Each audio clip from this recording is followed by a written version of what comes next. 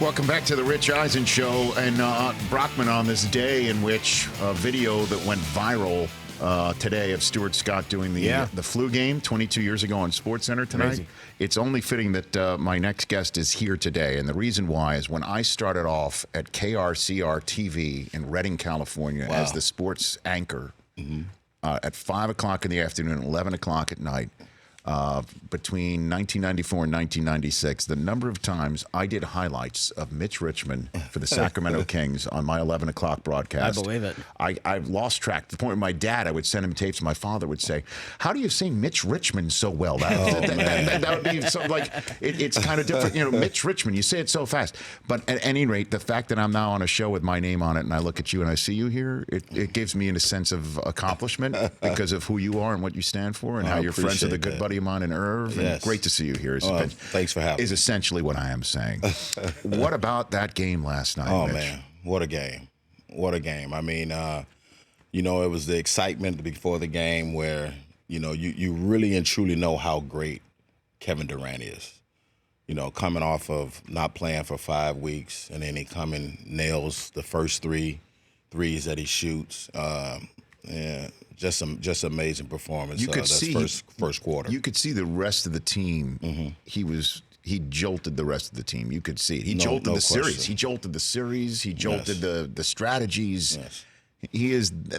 Why the hell do we need to see that to realize what a difference maker he is for some people, Mitch? It's just. I think it's nuts to me. Yeah, sometimes you be in the moment, and you know you don't see him, and you know you just think that the greatness that he has. I think that's the confidence that made him come back. You know, you look at the success that he's had in the playoffs. The guy walk on the court, he's averaging 30 points a game.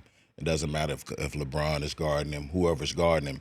He has put up big numbers against anyone, even against the Warriors when they lost and then they was up 3-1.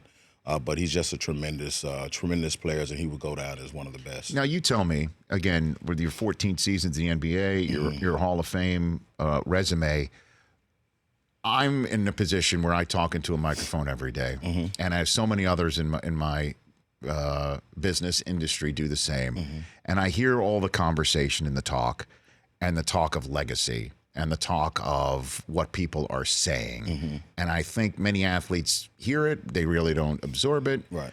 Durant might be different in the fact that he has burner accounts on Twitter and things of that nature, where all I hear about him is he's a very sensitive guy. Do you think any of the conversation about his legacy, his joining the team that he couldn't beat, despite winning 2 NBA Finals MVPs for them, that all that conversation that he doesn't really want to play for him anymore, et cetera, factored into him playing last night? Do you think any of that factored? Well, I think probably a percentage of that because we've been hearing that for how long? You know, even when he joined the Warriors, they were talking about, you know, he's joining the best team in the world, so he's hurting his legacy.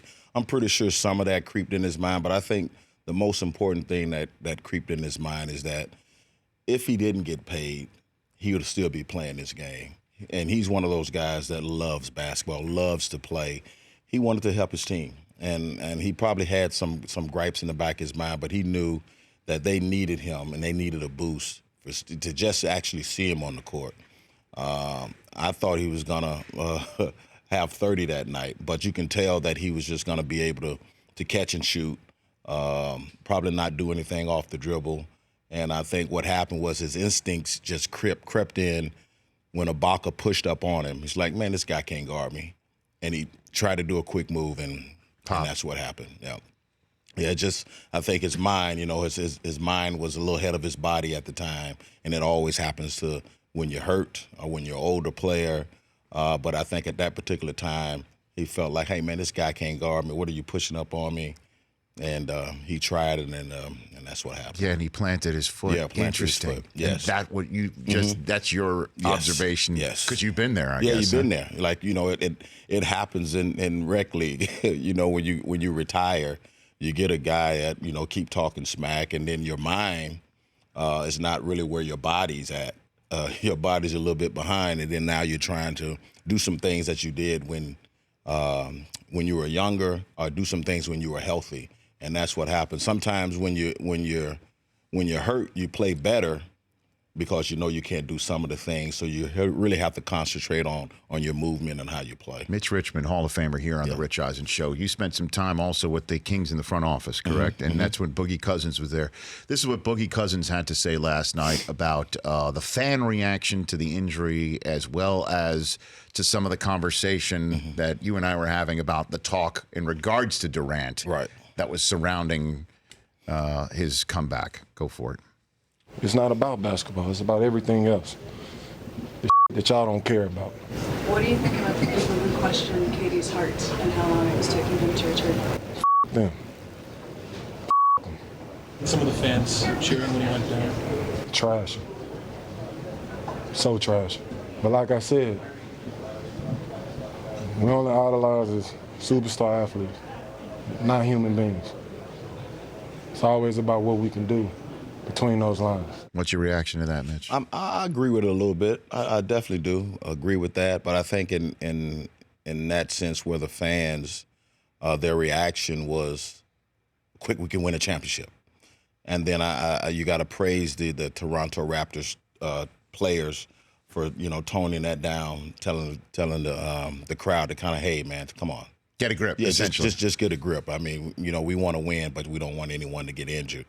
And like I said, everyone is saying, I love Toronto. Toronto is a good place, and a lot of good people in Toronto.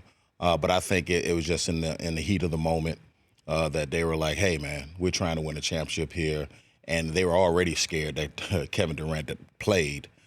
So when he came back and did that, I think it was just a quick reaction of them, trying to win a championship. But they got a grip. Have you ever been in a situation like that, Mitch, where fans are well, you always that on, I don't think in that sense, but I mean, I didn't, I don't think so. I don't think I ever been in a situation where the fans booed you when you got hurt. It is no question. Well, last night again was such a unique game, and then just because, as I said at the top of the show, it's an elimination game, which is always intense, obviously, in the NBA Finals. Right. The team facing elimination is only the two-time defending world champs that put Durant back on the floor for the first time in 30-plus days. Yes. And the team that has a chance to win is a team that's representing an entire country that's never had a shot for something like this. Right. It really was unique. And then in the midst of all it is Kawhi Leonard. Yes. And how well he has been playing, how great he has been playing. What did you make of the final sequence of the game last night,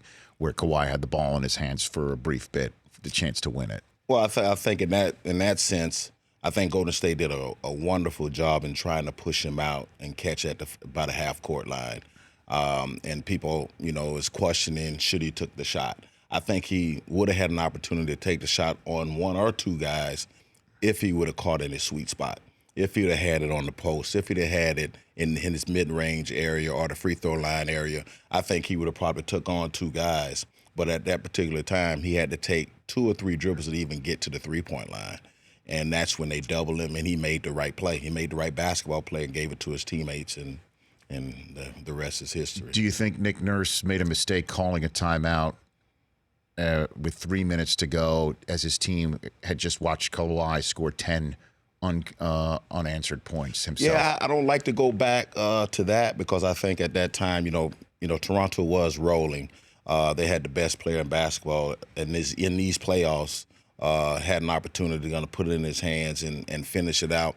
Toronto played a perfect game where they say, hey, we're going to stay close as we can, and then we have an opportunity to give it to Kawhi and win the game. And he almost single-handedly won the game.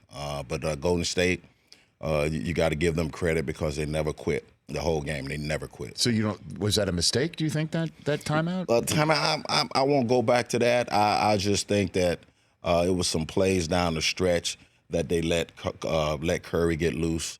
They left Clay, and it was Kawhi who left Clay trying to help out on someone else. And Green did an excellent job in swinging the ball. Clay did a great pump fake and got Kawhi off his feet.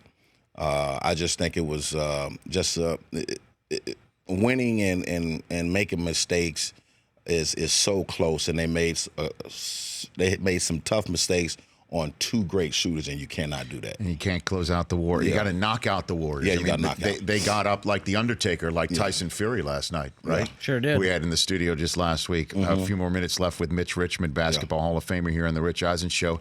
And they're gonna have to try and knock out the Warriors in Oracle. Yes. One night of basketball left in that arena now that a few people thought might actually happen. What's your favorite Oracle memory, Mitch? Man, I have so many. Because, me and being drafted from there, I have so many great memories just playing with Chris and Tim. And those fans have been like that even when we played and even before we played when Ad Alice was coaching. It is a great fan base there. I'm going to miss Oracle. I'm going to miss, going to games in that Oakland area. Hopefully they can continue that stigma that they have in San Francisco. Because that's one of the best crowds in the game. I'm told that place is unbelievable. It's unbelievable. Are you going to the game? Game 6? I think I'm going to be going. Yes, I think I'm going to be going. So game when 6. you first walked into Oracle, you're fresh out of Kansas State. Yes. Coming from South Florida. Yes. Where you and Irv were Right. hanging out. You and Michael Irvin.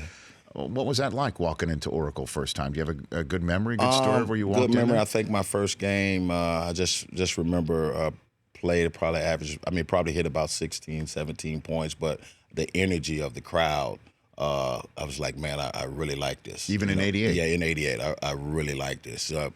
They were always crazy for the Golden State Warriors. Not many of the people around knew about Golden State Warriors, but the people in Oakland and in that area, they loved their team. Well, I mean, you and Mullen, obviously Mullen bringing more of the Northeast, the Yes. New York City media attention to a spot that True. New York probably hadn't paid attention to because Right. Mullen was Mr. St. John's basketball. Yes. And then Timmy Hardaway and the way Yes. that he played and the way the three of you meshed together was particularly special, Yes. I think. And I remember all that. Did you realize how special it was when you were playing it at the time? Well, I remember just having a great time playing. It was a time when I look at the Warriors and who are you going to double offer, and that's what it was when we were playing with Chris and Tim.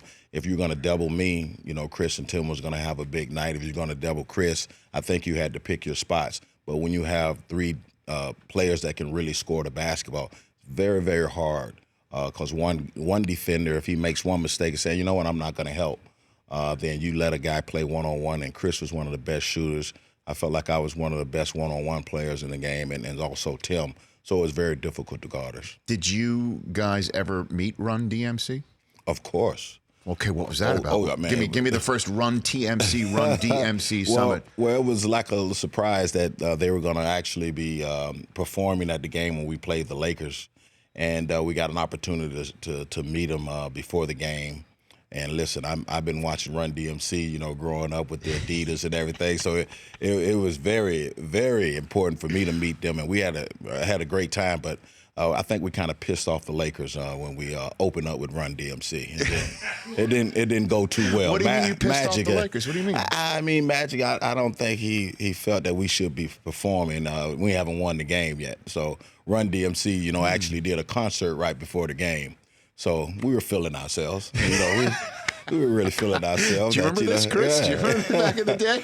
Yeah, we were Was that to start the season in '88? When was that? Mm-hmm. Do you remember? Was that '88? Yeah, that was the playoffs. Wait. We played the Lakers in '91, I think. Yeah, I mean, towards the end of your stay there. Yeah, in toward Golden the end of my State. stay there, and we had just beat the Lakers in LA, and we're going home. We're like, hey man, we're feeling good. 1-1. We got an opportunity could kind of kick them, and Run DMC. They played before the game. They brought us out. So Okay. Magic was pretty pissed, and not all the guys, but they got us that game. Did 115, that game. 112. Yeah. 115, 112. Yeah. Magic had 15 and 15. James Worthy had 36 that night. What a team. Jeez. What a game. Yeah, I know. Yeah, that was a tough team. Well, I would think that. Mitch, you had 24. Okay. No slouch. All right.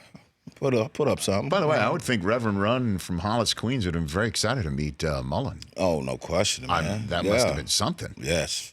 New York guys, man. Come I know. on, man. Well, I mean, Yeah. South Florida guys, too. Yeah, well. I mean, you got everybody from South Florida sticks That's together. One of my favorite moments was being at the Pro Bowl Okay. the year that it was on the mainland U.S. for the first time. They held it in South Florida. And and the place where they practiced, the teams practiced at St. Thomas Aquinas High School. Oh, yeah. Well, Mike play. Okay. Mike went to school. Okay. Okay. Right. And so we did all of our shows from St. Thomas Aquinas. And Michael Irvin showing up there. Elvis was in the building. Oh, no. They love that guy there, man. Oh, no question. my. And he knew that they loved him, too. Yes. And it was just great to watch hey, listen, him come back there. He loves walking in the front door. You know what I mean? With all the fanfare. That's what he does, man. Oh, boy. He's an entertainer. Irv is an entertainer. He's an entertainer. He's an entertainer. He could have opened up for you in 1991. I mean, that's right around there. Irv. Yes. Oh, and he's excited today because today I do believe is 88 days until the beginning of the NFL season. Oh, really? 88 Michael Irvin days. Right. Well, we will find out if that's true on Instagram or Twitter. We should. You know he's going to put that up. Well, it's definitely. I know on 84 days to this season, he won't be talking about Alvin Harper. I know that. I know that. Oh, man. Oh, jeez. Okay. Yeah, just imagine being on the other side of the field with Michael Irvin. Irv saying, "Give me the ball, Troy." No question. Troy should be Saint. Troy should be Saint Troy Aikman. I mean, for sure. Yeah. Hey, good to see you, Mitch. Hey, thanks for having me. I appreciate it. This spot is open for you anytime. Okay, man. I'm right down the street. Okay, when I you know ever that. need me, I'm here. Now, it's true that when you came on, you were just supposed to be just a one segment guest with Irv, but you stayed the whole show, right? I stayed the whole show, man. Why not, man? And then came back the next day. Yeah, and then came back. Came back the next day, man. I couldn't let Michael get all of South Florida shine. You know what I mean? I couldn't let him do it, man. I had to come and get me some airtime. You know what I mean? Oh, I love it. At Mitch Richmond 23 on Twitter. At Mitch Rock Richmond 23 on Instagram. I gotta put that thing together, man. You know what I mean? I gotta put it together. So I understand. You don't have to, I hear you. Please, you're talking to somebody whose name is on a mug and on anything. I understand what branding's all about. Are you kidding me? Yeah, I gotta brand that thing, man. Rich Rock Eisen just doesn't flow. It just does not flow. Mitch Richmond here on The Rich Eisen Show. For more of The Rich Eisen Show, tune to Audience Channel 239 on DirecTV for free on BR Live or download the Rich Eisen Show app.